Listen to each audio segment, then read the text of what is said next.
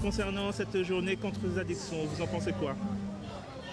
Écoutez, c'est la deuxième édition de cette grande manifestation de sensibilisation aux conduites addictives.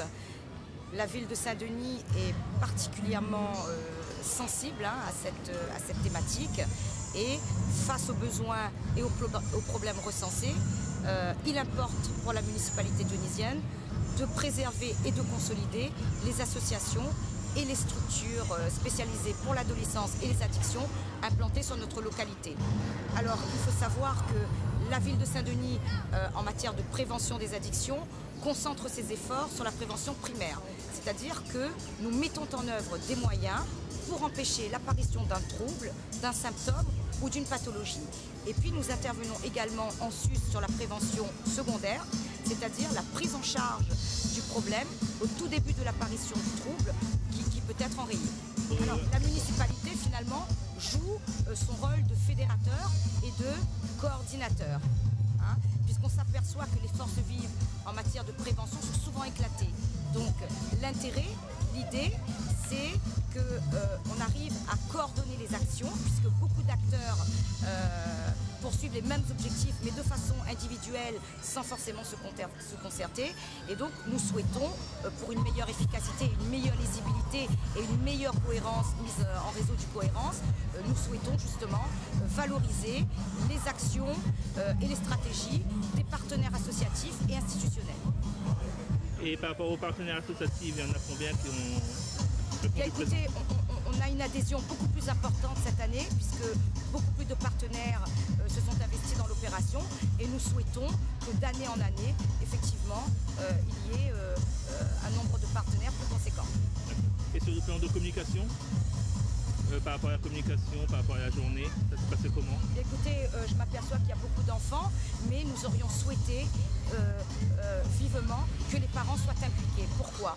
Parce que beaucoup de parents n'ont pas connaissance que leurs enfants consomment des substances psychotropes. Or, les parents sont quand même les acteurs majeurs de la prévention.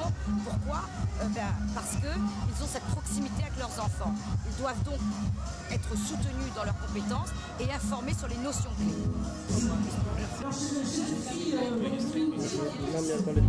Sur l'alcool, bien sûr.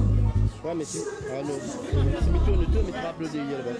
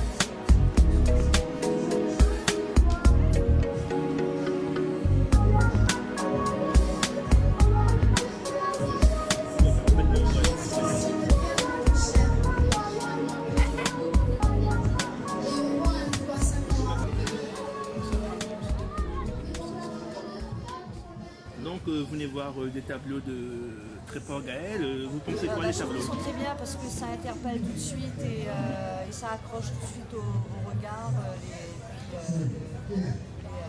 les dessins et les propositions sont tout de suite... ça parle quoi. Par rapport au tableau, est-ce qu'il y en a un qui vous a le plus marqué ou pas?